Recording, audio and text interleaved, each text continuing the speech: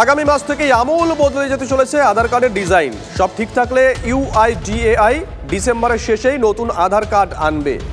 সংস্থার সিইও ভূপেশ কুমার এই সিদ্ধান্ত ইতিমধ্যেই ঘোষণা করেছেন।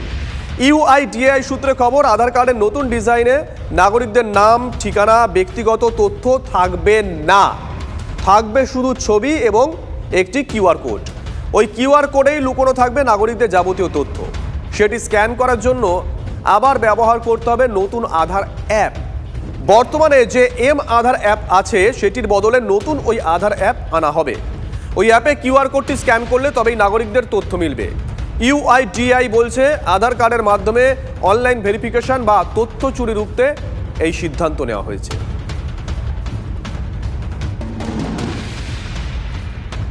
আগামী মাস থেকে আমূল বদলে যেতে চলেছে আধার কার্ডের ডিজাইন। সব ঠিক থাকলে ইউআইডিএআই ডিসেম্বরের শেষেই নতুন আধার কার্ড আনবে, এমনটাই জানিয়েছেন সংস্থার সিইও ভূপেশ কুমার।